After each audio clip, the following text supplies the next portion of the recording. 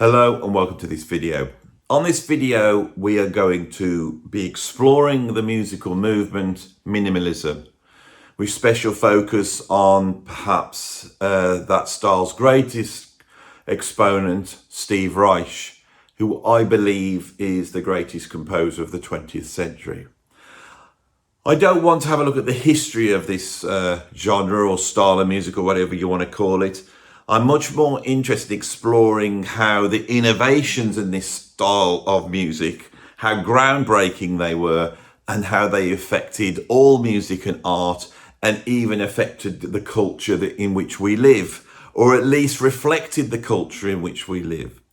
The subtext of this video will be exploring the difference between art and entertainment, and why art is important, and why sometimes things that seem very experimental and might actually put off a mainstream audience because they seem strange or weird or pointless actually do have a point.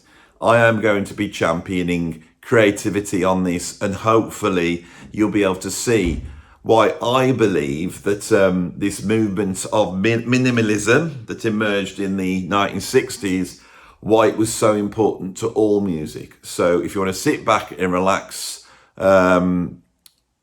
please get yourself ready to watch my little film on minimalism.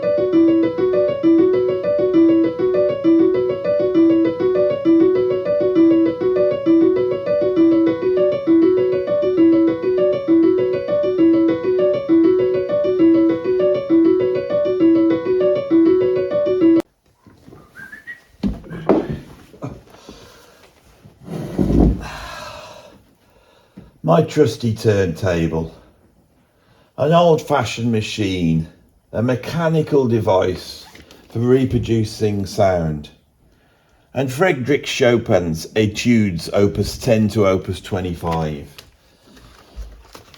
So what I want to do is just take this record out. Let's stick the cover over there so you can have a look at the cover. And we'll just pop this one on, shall we? Probably about there. Now what I'm going to do is just check that we've got it working. We've got some sound. Let's just drop it into position. So what I'm going to do now is I'm going to take this bit of string and I am going to tie it to my turntable. Stylus, cartridge, or whatever you want to call this bit here. Okay, so I can now utilize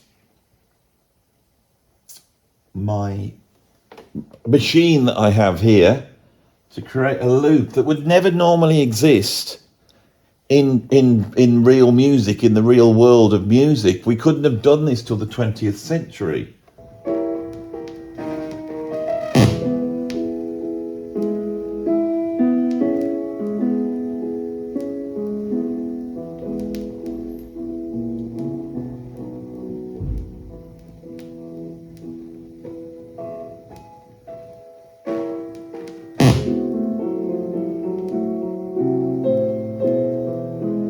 So you can see how the mechanical device I've set up here is taking this music, taking it to a certain point, and then randomly yanking it back.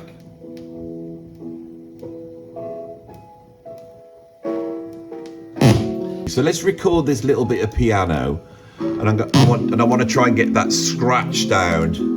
So I like that scratch there. And I like the way it degrades towards the end of that piano sample.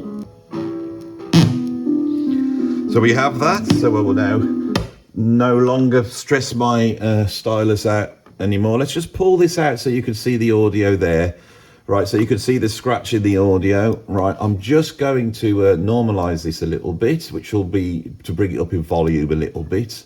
And I'm going to go to there, like that. And I am then going to find a position here where we're going to start it from. I like that bit there. Could you see that bit there? So I'll just cut that.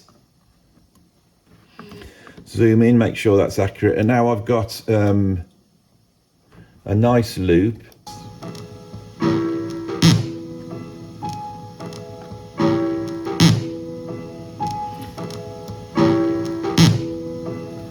Now, I'm now going to utilize a technique that Steve Reich pretty much invented, because that's quite interesting as a loop, but as it repeats, it becomes very samey. And he was, the problem he had with repetitious music was how to try and create something that keeps the listeners interested. How do you develop this? And he came up with a very simple technique, which we could call phasing. To stop telling the story. Hello. So, the story, Andy's just literally sprung on me to tell this story, because as I came in and he's talking about Steve Reich, and my brother and I, years ago, we had a little period where we were quite obsessed with him, and especially the piano phase piece of music, which was, oh, I can't remember it now.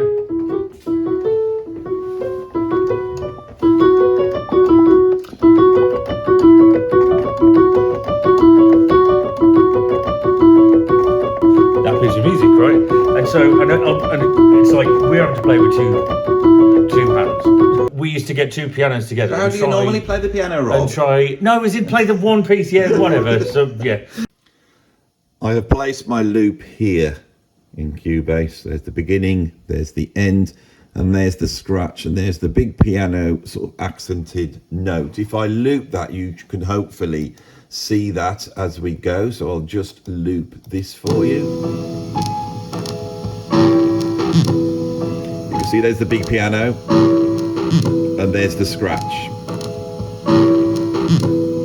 Now what I'm going to do is I'm going to make a copy of that loop, and I'm going to stick it underneath it, and you can see they line up exactly.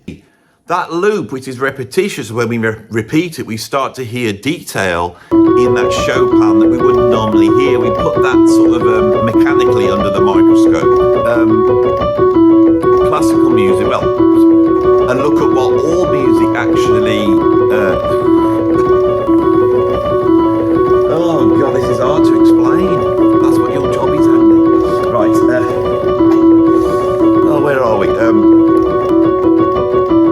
But first, let's look at how music worked before the Minimalists came along.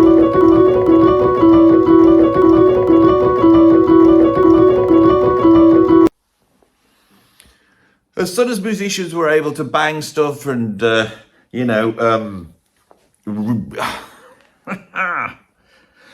soon as musicians were able to bang stuff, as soon as human beings were able to bang stuff, they started playing rhythms. Rhythm comes first.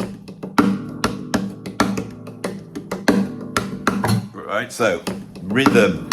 Rhythm is so important, and it's the visceral part of music. It's interesting how rhythm comes first, and then there's something which is higher and more ephemeral, and that's harmony. Because as people went round and banged things, they found that certain things have a sustain, like this guitar.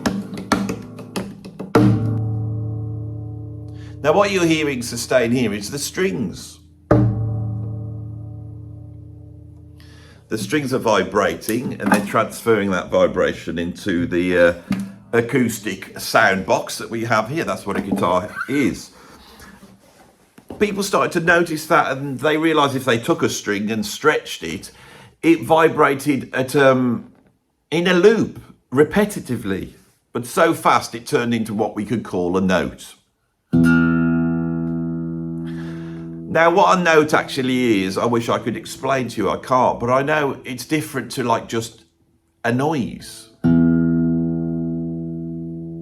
Now, if we take this string and we look at the way it's been stretched from here to here, and we could locate the middle of the string, okay? Now, if I just hold my finger on that string and pluck it, we get a new note. And that new note sounds like this note.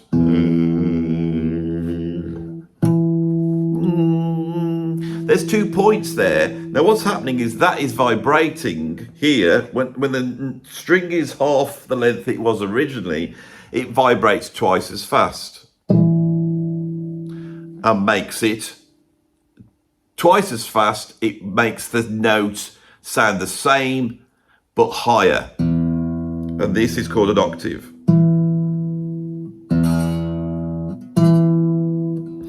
Now, when you bang things, this harmonic that I'm creating by just holding the string here, I can create a harmonic. But there's other harmonics that we can get out of that note, and these harmonics actually exist within the original note. So we have that one, we've got that one there, that one there, that one there, that one there, that one there. Right, and we got another octave there. If you were to lay all those notes out and put them in order, right, you would find that you would have 7 notes. And this is what a major scale is. A major scale exists within the harmonic series, which is what that's called.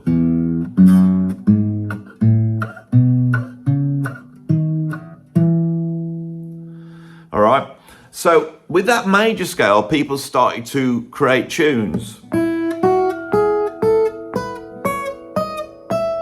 So you could start to create tunes now.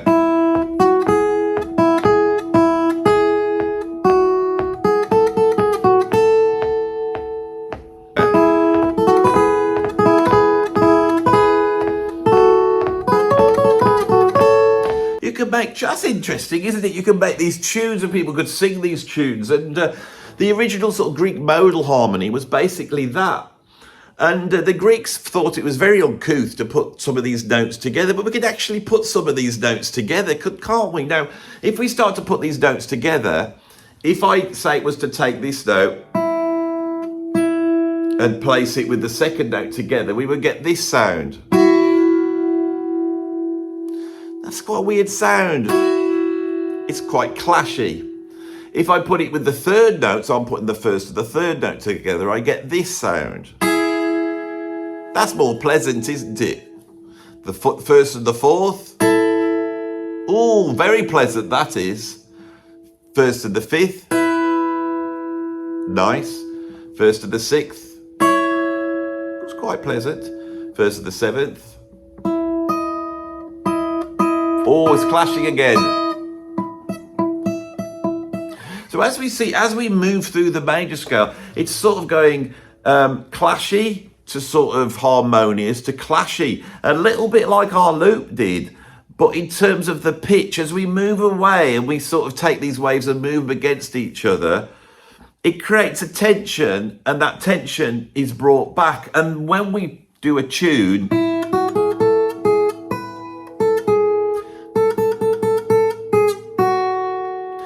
there, that note wants to return. So even in a melody, the melodies sound interesting because not all the notes have the same job. You know, in the major scale, certain notes go, oh, I'm at home now, and the other notes feel like you've got a tension there. Exactly the same when we start to put these notes together. Now, when they did start to put notes together, they started to put the nice ones together. So you would get the first and the fifth. So that would be, so we get.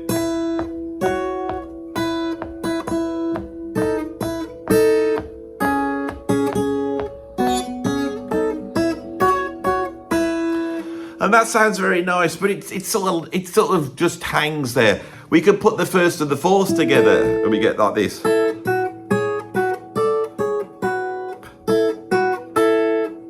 What? We can get that type of sound, or we can put the first and the thirds together and we get this.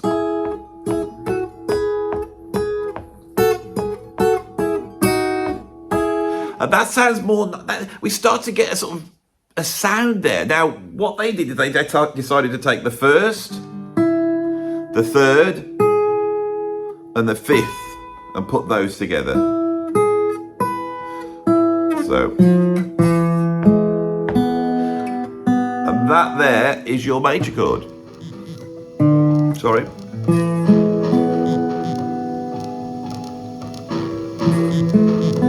Wittgenstein's brother, was Paul Wittgenstein, who lost his right arm, and Ravel wrote the concerto for the left hand for him.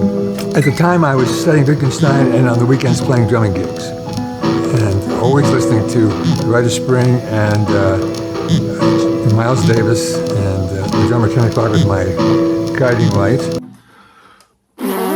Right, so if we take the first, the third, and the fifth, put those together, we get a major chord. And we can move that throughout the scale, and we then get 7 chords.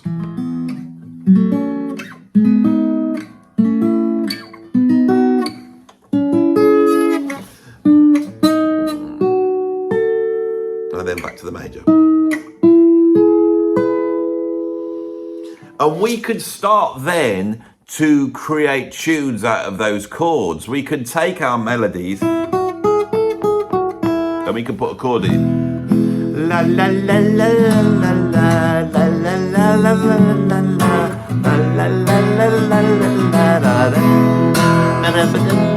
We are writing a lovely tune. We are writing a lovely tune.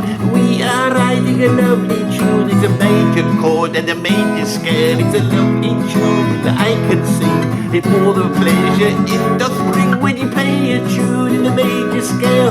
It's a lovely tune. Now you see, when I start to put these chords under the melody, you can see that the chords sort of start at home.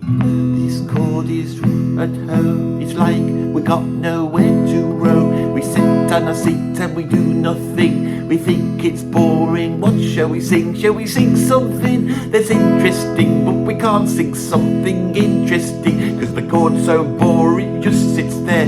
It isn't going anywhere. If I move it up to here, I might say, oh my dear, it's like opening the door and stepping outside. I walk away from my house, it's very far away. I can see there is danger coming along the way. And then you won't believe it. You won't believe what's happening to me. It's really insane.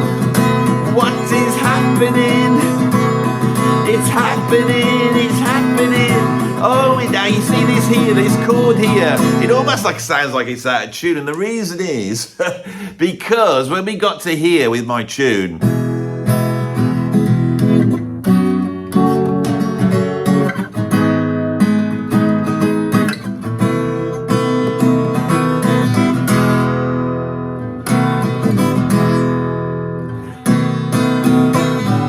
that there is called the dominant chord. And the dominant chord sounds like it wants to move back to the major. I'm wasting my time here, aren't I?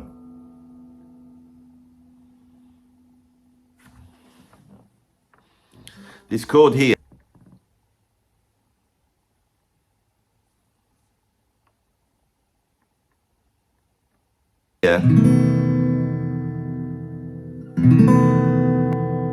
exists, it's made out of those notes in this E major scale.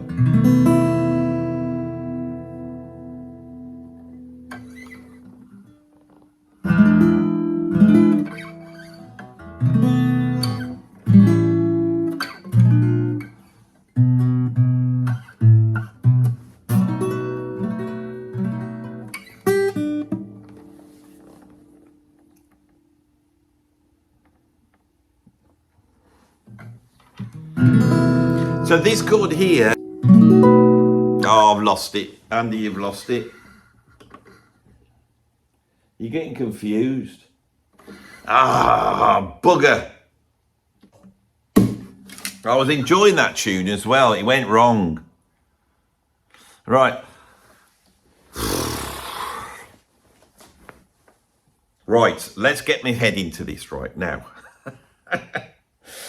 What I'm trying to show you is that if I play these chords that belong in this bass scale, the bloody play it. What's the matter with you today, Andy? It's too hard. This is too hard. I'm trying to take on too much in my video. You're trying to take on too much. There's too much going on.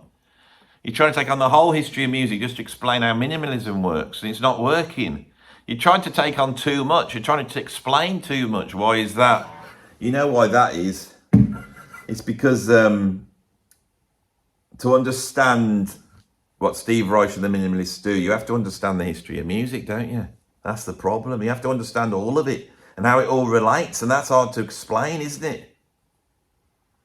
It's not working. This isn't working. None of this works. Right. Scrap all this. Scrap all this. Let's start again, shall we? Yeah.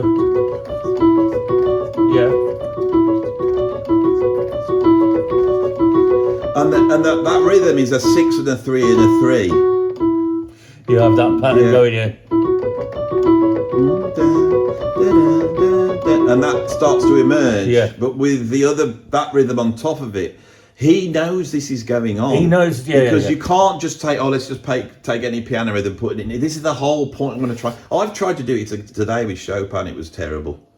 It really was. Oh, with it? Yeah, I tried to do it. And it was, it worked. No, because I think there's something. I mean, that. What chord is which that? is like. So, what is it? It's a suspended 2, even if it is it. So it's a second. With a 7th and a sharp 6. So it wouldn't be that, would it then? So it would be more like. Is the root on the second?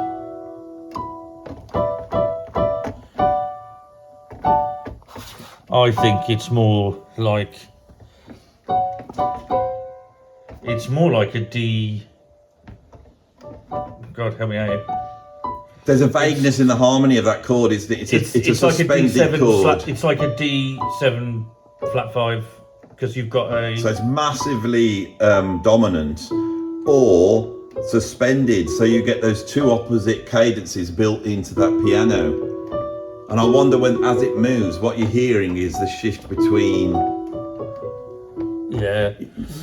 And I think that's. I hear this is the root. What note's that? B. What would it be for So B? actually. Oh no, it's a B. There's a B minor there. But a B minor 6 is a inversion of a dominant chord, an altered dominant chord in a way. You know what? Though I suppose it could be to be. You've got the 4th and the 2nd in there, so it'd be like a. It's more like B minor sus2 add 9. I suppose, in a weird, It's interesting. The notes, but it does only be. It's this open-ended thing, which is why then suddenly as it goes through and if people listen to it, you hear like then a pattern that ends up sounding like it's like it's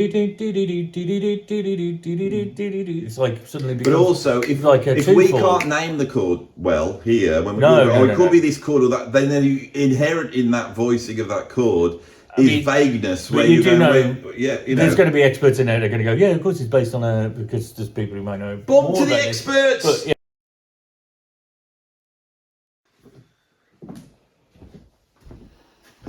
It's not working. It's not working. Maybe I need to do the history after all. It's easier, isn't it, than doing it this way. Trying to take off. Right, let's have another go at this. Right, so the history of minimalism.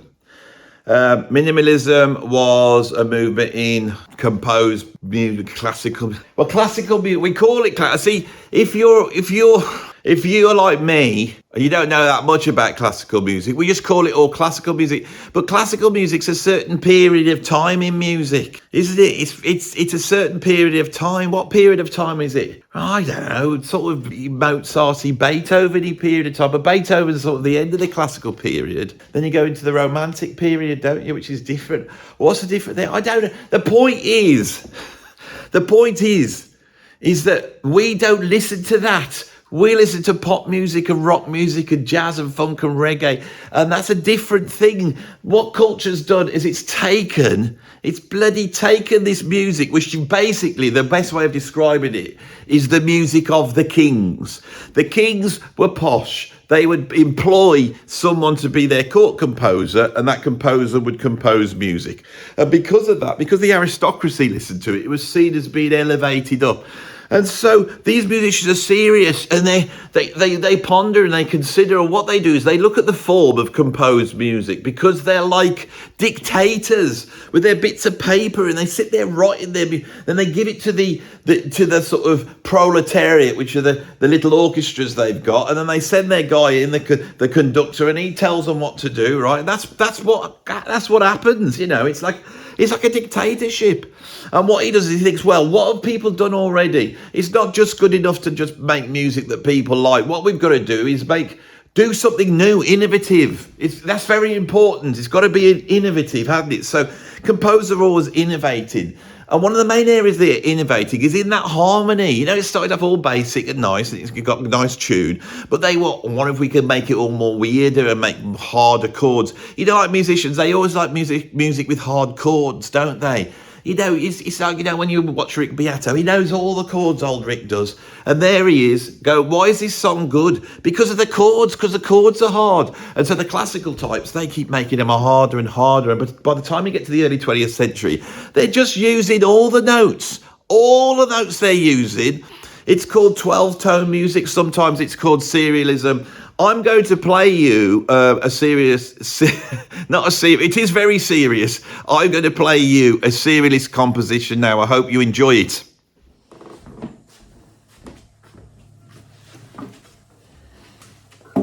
Hello there. I would like to play to you a composition of mine, which is an atonal composition. And it's in the 12-tone realm. I haven't actually applied serialism to this composition, although it's very influenced by the work of Schoenberg and his sort of serialist innovations. And anyway, I'd like to play this to you, and I hope you enjoy it. This is called Parallel Fleet.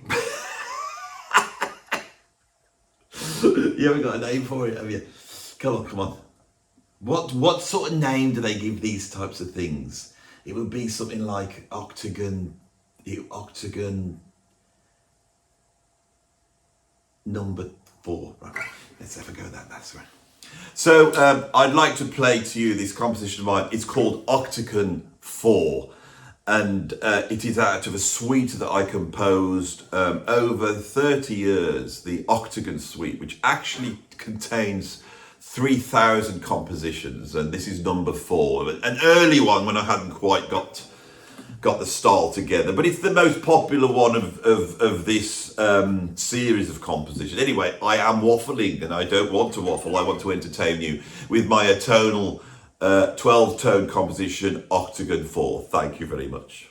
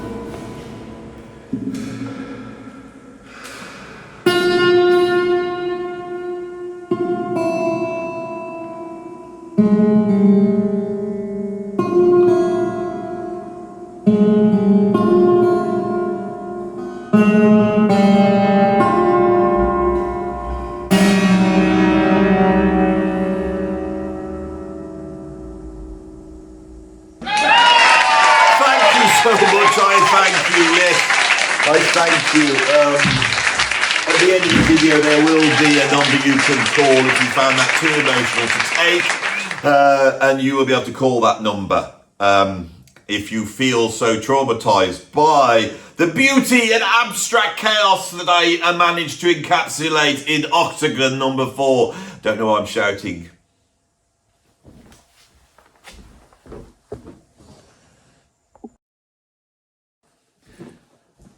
So we could see that in the early part of the 20th century, the composers were writing stuff that basically most normal people didn't enjoy that much. You know, things like Octagon 4, the sort of things where you go, is he just playing random notes? Or is that all written out? Well, it was all written out. I wrote that. It's part of my series called Octagon, of which there's 3,000 something pieces, and that's what makes it good, the fact that it's written out. Of course, if I was just playing random notes, anybody can sort of do that, can't they?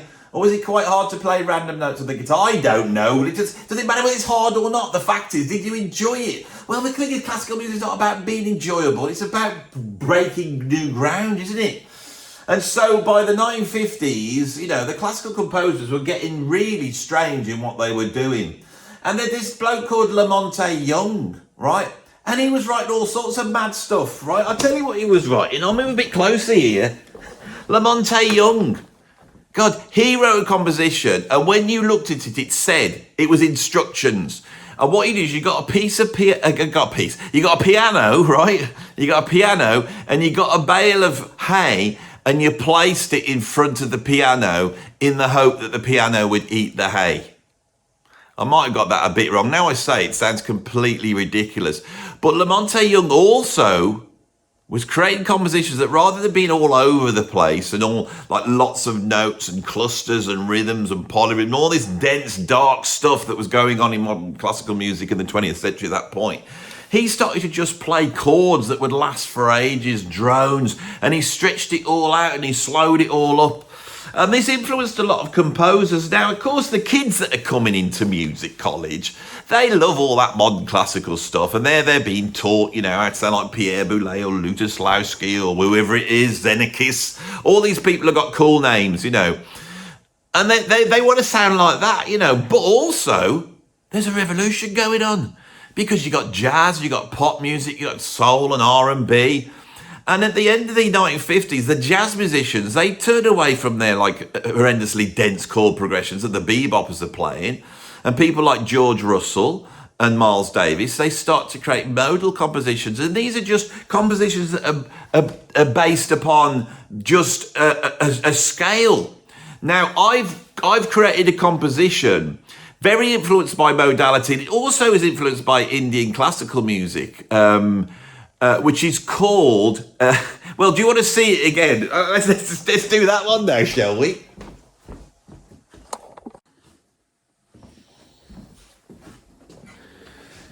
Hello there, I'd like to play a composition for you now, which is written in the modal style and very influenced by ragas that come from Indian classical music. And with this music, rather than using all the notes, I'm just going to use a certain scale. And I'm going to stay within that scale, creating a drone with this note here.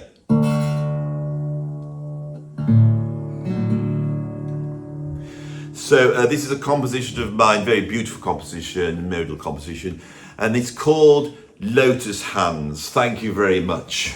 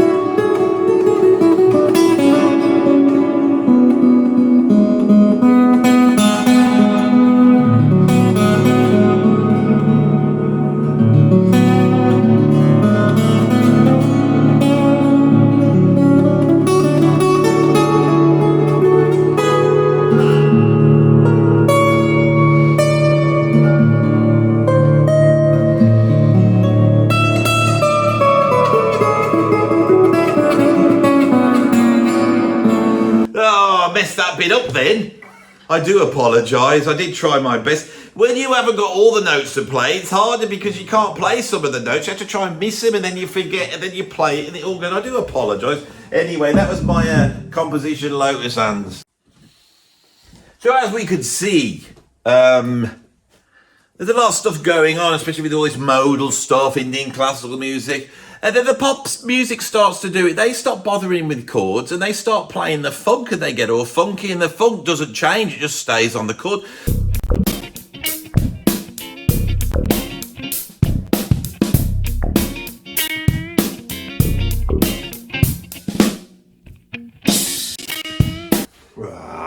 This history of it is bloody, it's too involved, there's too much going on. Even just trying to explain all the modern classical stuff, there's all the stuff in jazz, there's Indian classical music, you know, and it's, I don't know. Right, let's have another go at trying to explain what minimalism is. Let's have a look.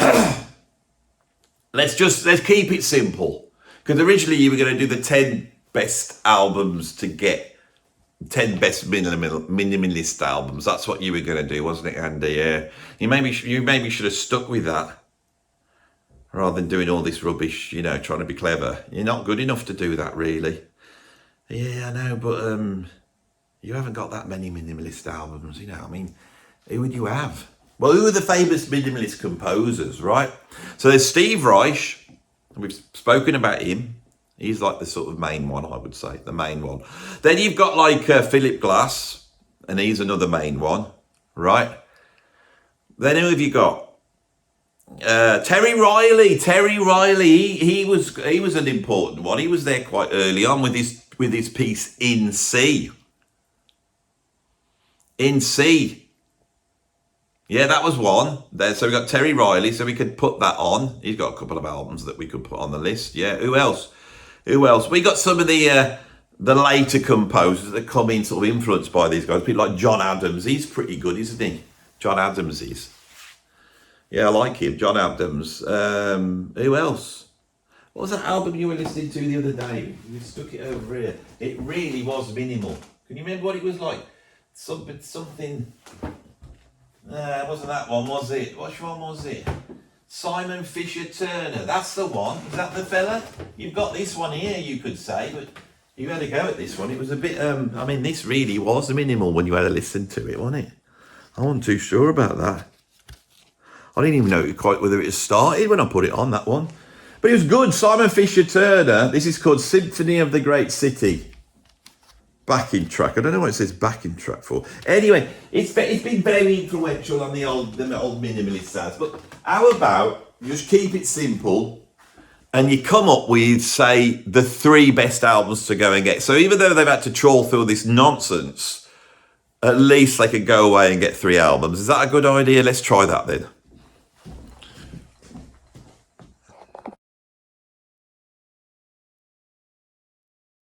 Hello and welcome to this video, and on this video I'm going to be going through my 3 favourite albums in the minimalist genre or style.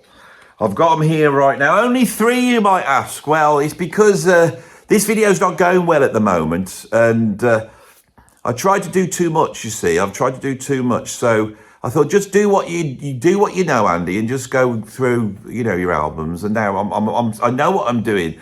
But now, my mate Rob Grocut's bloody turned up now, so I've got to try and do it. He's creeping. I mean, look at him. He's creeping around in the room. Creeping he is. Bloody creeping. So, oh, don't mind me, he says. Just carry on. I can't do it. Other people are here. I'll get self-conscious. I was trying to be subtle. He was. I could hear you creaking in the background. You're too weighty. You're like walking around on the floorboards. They're all going to be going, what's going on? All this. Anyway, so you keep quiet. Yeah, you go over there. I'm over it. Yeah. Don't touch my stuff like that. You don't know anything about turntables. You can touch all the other knobs. You know, stick to your own knobs. Anyway, so, you could see this video on minimalism. I was a bit worried it would be a bit intellectual, you see, but I've tried to keep it light with a bit of humour in, but we do have to now deal with these 3 albums. So I've pulled 3 albums out. I suggest you go and get these. Now, this is very important. Steve Reich, right? And this album is called, it's called Early Works. And what you have on this one is Early Works by Steve Reich. I mean, that was pretty obvious, wasn't it? Anyway, on here, we've got from 1965, It's Gonna Rain. Now that sounds like this. It's gonna rain, it's gonna rain, it's gonna rain, it's gonna rain, it's gonna rain, it's gonna rain, it's gonna rain, it's gonna rain, it's gonna rain, it's gonna rain, it's gonna rain, it's gonna rain, it's gonna rain, it's gonna rain, it's gonna it's gonna it's gonna it's gonna it's gonna it's gonna it's gonna it's gonna it's gonna it's gonna it's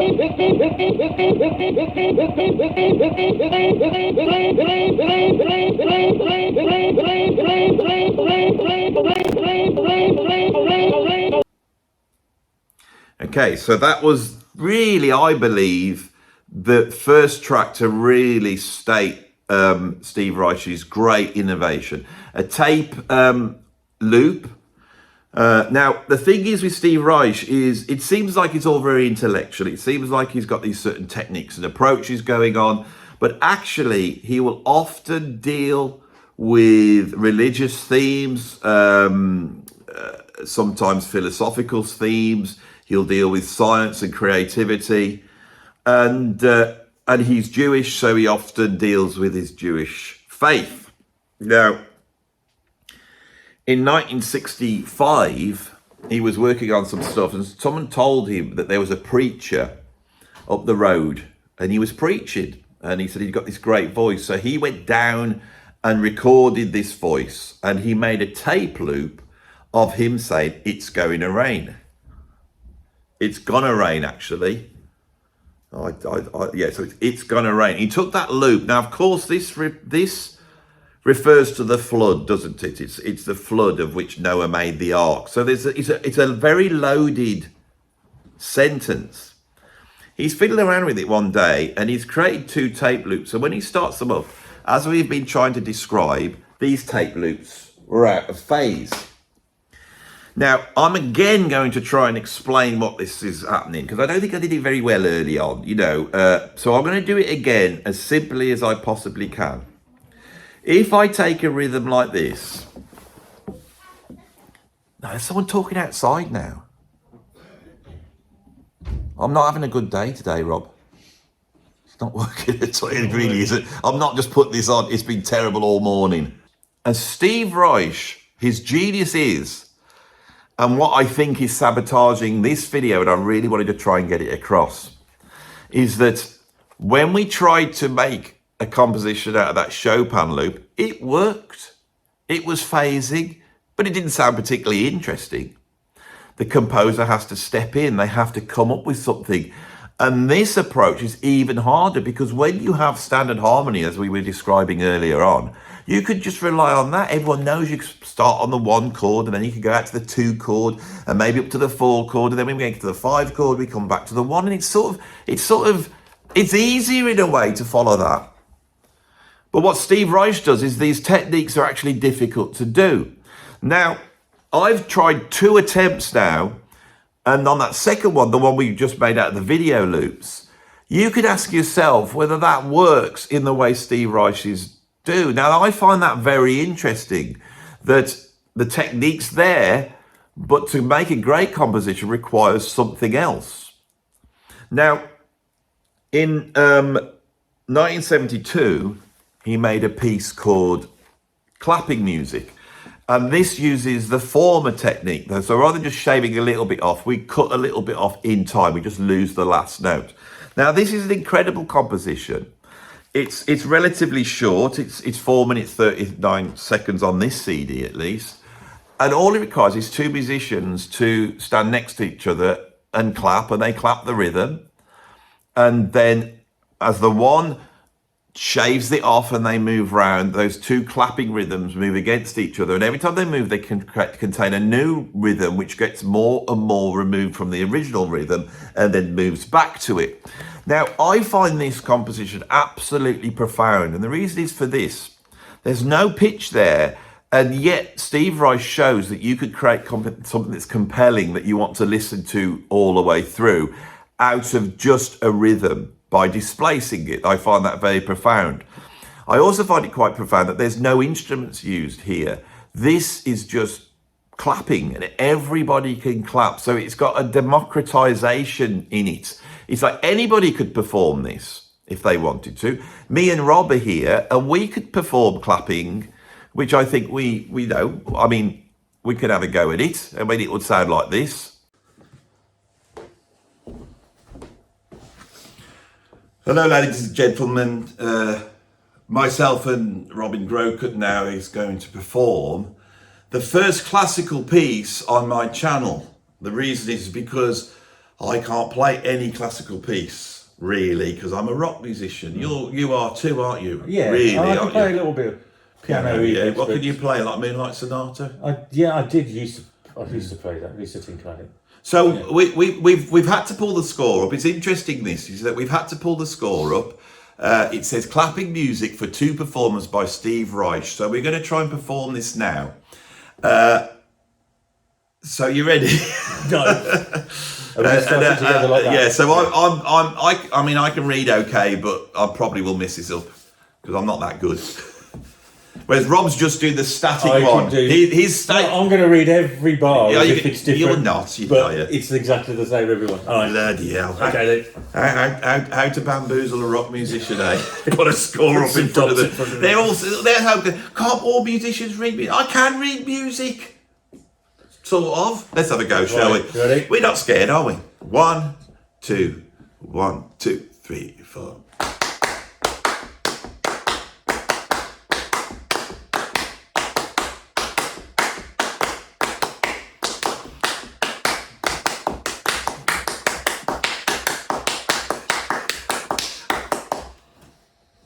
Let's go from that bar. 1, 2, 1, 2, 3, 4.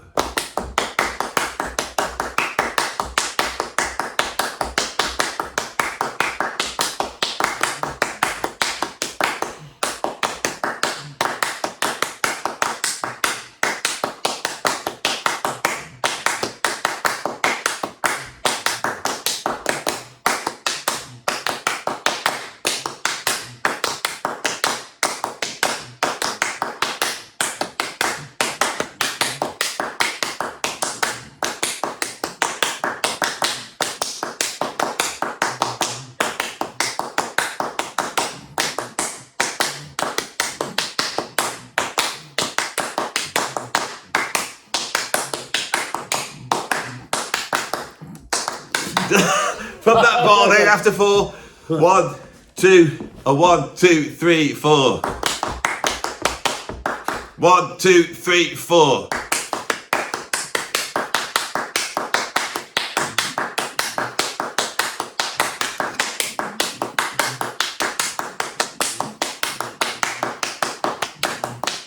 What the hell's this written? I thought it was a flat. Oh, sorry. From that bar then, we're going to get through, don't worry. Are we going to cut this and make it look like we're amazing? Or? I might have both, actually. So we're there, aren't we, bar 8, so that one there. Yeah. 1, 2, 1, 2, 3, 4.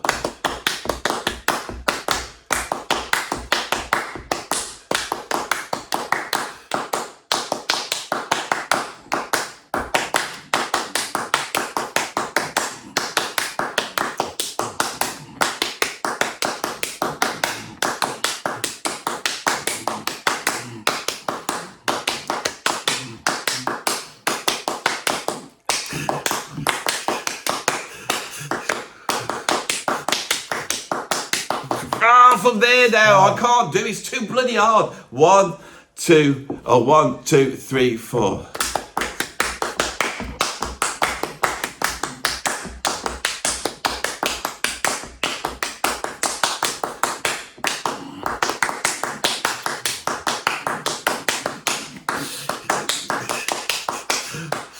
From there, 1, 2. We've got to keep going back to the beginning though. 1, 2, 1, 2, 3, 4.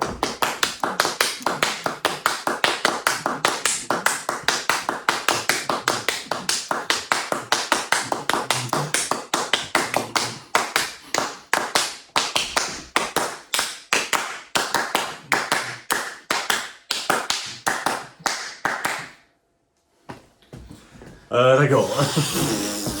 Why is it hard to do? God, it's not the reading. The reading's easy. I mean, for you, it's easier than than me. But it's still... It's just holding me up. But it's those 4 repetitions each time. Yeah. Like, I'll still find myself losing because I'm then starting to look at what you're doing, listen to what you're doing. It's like... Yeah, you're so... As a rock performer, you so want to play with the other person, but with this, you've got to keep time with them and groove.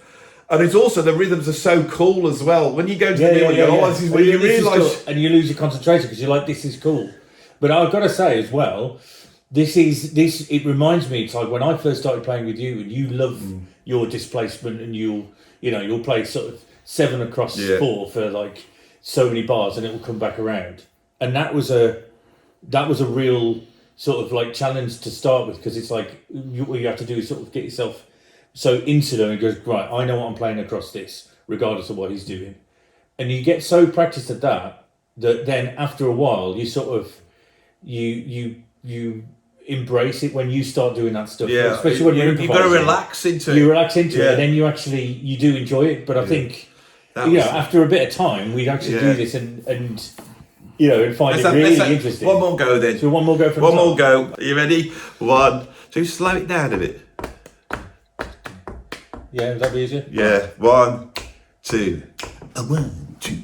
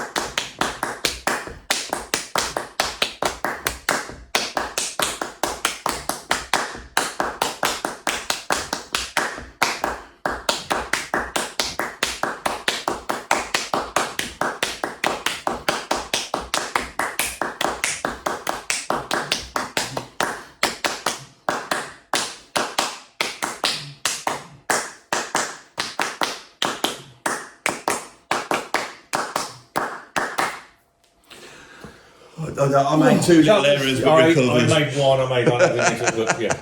Even though you only need 2 people, you should be able to perform it, but it actually requires you to have a high level of skill to perform it. And on top of that, there's no improvisation here. This is entirely within the classical realm and the composed realm. I have to stick to the score, and you have to respect what Steve Reich has done. So those elements are still there. They're all there, right? But there's skill, there is aesthetic choice. And what we have on this early album here is these early tunes. You see him developing these ideas. I think a lot of this is quite raw. There's the incredible piano phase, which is a piece for 2 pianos. When I was teaching, I would often bring the students in and put one of these compositions on. And it's very interesting that you can put something on piano phase on, which is basically 1 bar of music just slowly moving against each other. And it takes time to develop. I mean, this one is 20 minutes long. but people would be drawn in. This stuff is compelling, it's entertaining, it's also groundbreaking. This is why I think Steve Reich is a great 20th century composer. So that's a great one to get. If you want to hear masterpieces by him, well, it's wise to go through the whole catalogue, but he starts off as a minimalist, but once he's developed the techniques, he turns into what I would call a maximalist. He takes these ideas and he loads them with so much information, but also a very strong emotional conceptual heart. Right. The album to get, especially for you guys, the more the sort of jazz fusion and proggy fans, would be this one here. Now, this is called Different Trains, Electric Counterpoints. Okay. Now, Different Trains is basically a composition. As you can see, we've got the train tracks on the back, and then we've got the guitar here. Let's talk a little bit about Different Trains. This piece is based upon the idea that Steve Reich, as a Jewish child, when he was young in the 1940s, he used to get up and get on a train and go to school. And at exactly the same time, in Austria, Germany, Jews were being put on trains and they were being taken out to concentration camps and extermination camps where they would be killed on a huge level. The only difference between him as a young Jew and the Jews in Northern Europe is the fact that he lived in a certain place.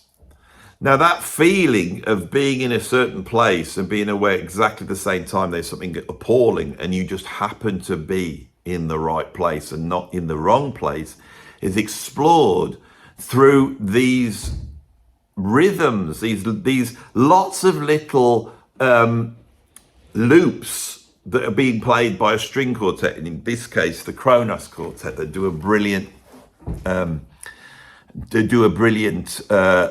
performance of this. Now, the rhythms are all based upon a drum rhythm. So in drumming, we have different patterns that we play. They're called rudiments. Perhaps the most famous one is a rudiment called a paradiddle. Now, that's based upon what hand's playing what. So with a paradiddle, you first hit the drum with your right hand, then you hit the drum with your left, and then you do 2 with your right, 1 with your left, 1 with your right, and then 2 with your left. So you could say it's quite involved. So if I speed that up a little bit, that's going right, left, right, left, right, left, left, right, left, right, right, left, right, left, left.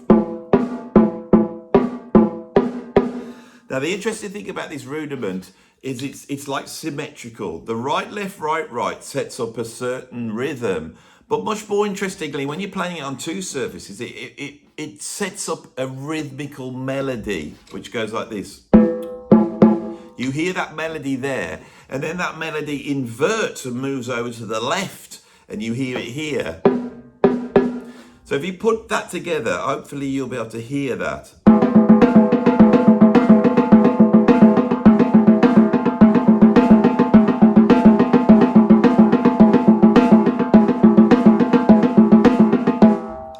Right, so I need Rob now to help me with this one. Come over here, Rob. All right. Can you grab 2 sticks? 2 sticks. You're going to make me drum? Just keep time for me. Where are the sticks? They're over by my drum kit. It's all right, I'll be editing all this out anyway. So Rob's here now. So I want you to keep time. Because this paradiddle actually can exist in 8 places, right? Because we could start it on the click, on the beat, or we can move it over. So this is on the beat. So just give me back there.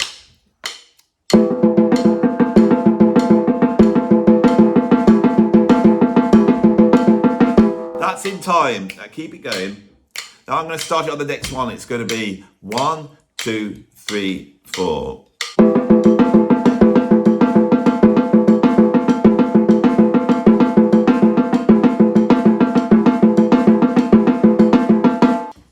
I can also now put it on the end of the beat, which would sound like this.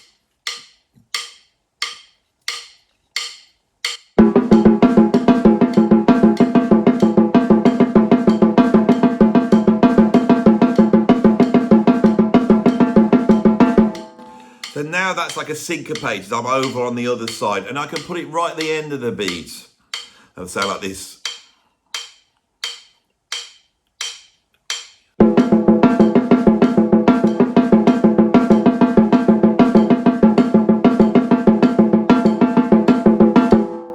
Now, when Different Train starts up, he places the paradiddle in a really strange place, which shows to me he totally understands the rudimental aspects of drumming. He does it like this.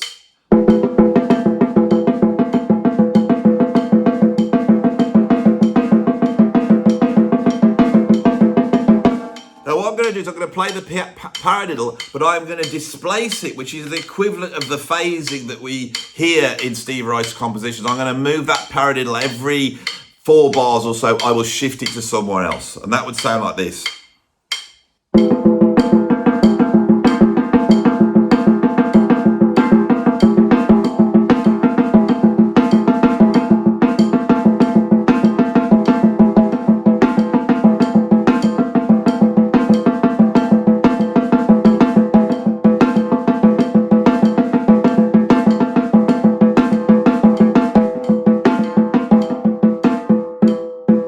Something like that. You get the idea. Yeah, so that is basically the underpinning pattern throughout this whole composition by Steve Reich. So I think we're at the end of the video now. I hope you enjoyed this one. What have we learned from this? Well, sometimes complexity is not the best way of doing things. I tried to do too much today and it didn't work. I tried to get too much into this video, but I felt that actually the best bit of the video for me was the simple, compelling, emotional, human bits of me and Rob trying to play that simple Steve Reich composition. And so I thought that was great, because actually bringing everything down and dealing with something really simple, our minds can get a hold of it. You could see the process of us slowly moving towards being able to do it. So I think sometimes that it is always, not always, but it's often a good idea to try and take a simpler route, so not have to feel that for something to be creative or innovative or brilliant, to be virtuoso or complex or profound, in its detail. It's not needed. And someone like Steve Reich is able, and Philip Glass and the rest of them, the great minimalist composers are able to take a very small amount of information, but still create great, compelling art. The reduction of your materials, I think that's the big lesson to be learned. The reduction of your materials, take 5 notes that you like and play those 5 notes. Think of process. How can you change something? Not by just using the usual arrangement or, verse chorus structures. Is there another way that you can develop the music? How can you do that? How can you get imaginative? And the thing is, as soon as you start to think in this way, the success or failure on it is based upon something far more untouchable. I have always been fascinated by the process Steve Reich must have gone through to come up with that rhythm for clapping. It's in 12/8, for example. And 12/8's interesting because 12/8 in itself, which is a bar that's got 12 beats in it. 1, 2, 3, 4, 1, 2, 3, 4, 5, 6, 7, 8, 9, 10, 11, 12. That in itself is polyrhythmical. It contains 3 and 4 at the same time.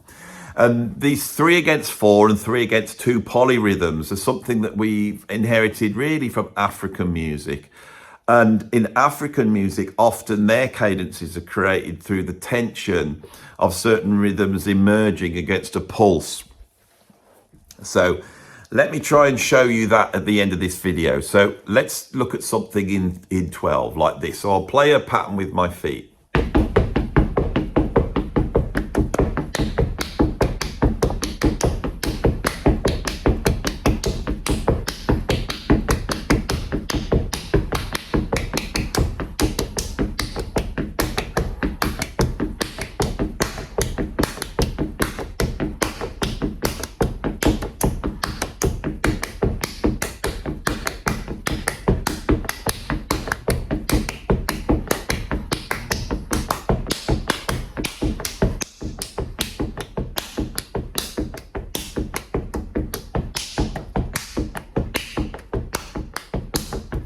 So that 3, I was pulling out different aspects of that. So I started off playing in the 12, then I moved to a more of a waltz type of 3/4 time. Then I played the basic rhythm from clapping, you may have noticed that.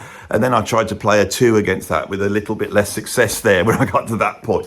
But I think this idea of rhythm, the richness of rhythm, and the way rhythm relates to pitch, the way rhythm relates to emotions and relates to stories, you know, the idea of being able to take a train somewhere, the train being the product of modernity. And so it's got these machine-like rhythms, and when you get on that train, it sings to you in a certain way. And then we can imagine a multiplicity of channels, of train tracks, or all these different channels of rhythms and pitches all starting to move over each other, creating a sort of polyrhythmic whole. But then where's the journey? Where are you going to? Life is a journey. What you know, some people are going to something, their future, and some people are going to their demise. It's very profound, and this is why I think Steve Reich is such a great composer, and I hope on this video I have been able to get that across. This is a genius at work, and he's not a genius because it's complex or virtuoso.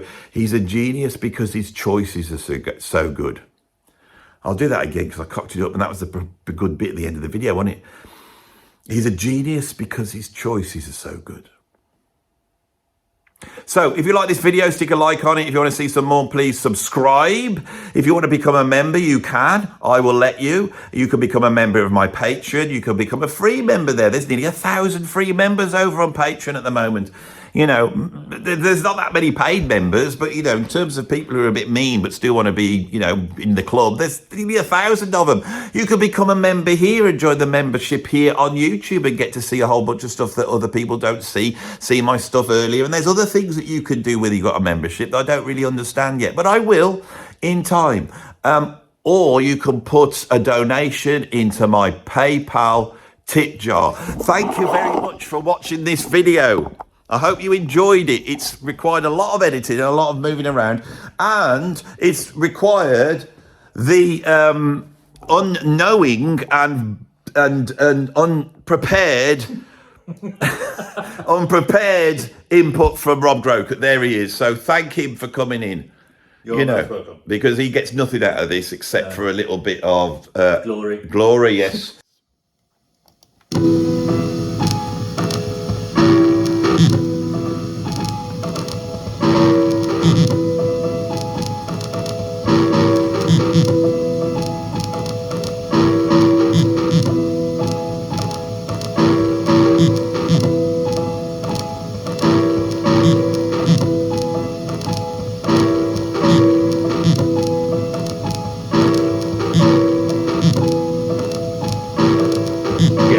Anyway, We have to play with 2 hands. yeah, let's play the piano with 2 hands and everything. That's how you play the piano. What's that, Aidan? And yes, Usually unless I you're play with feet. Wittgenstein's brother.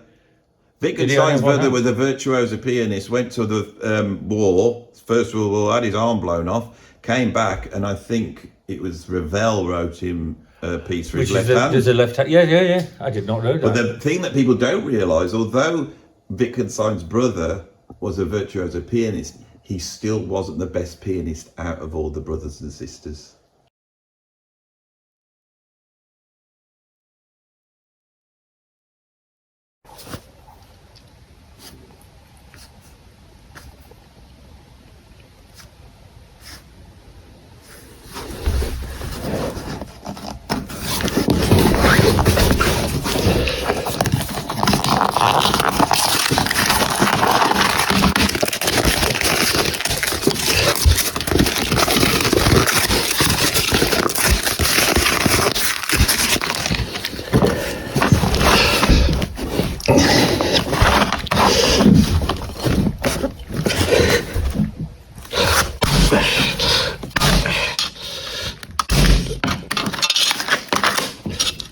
There.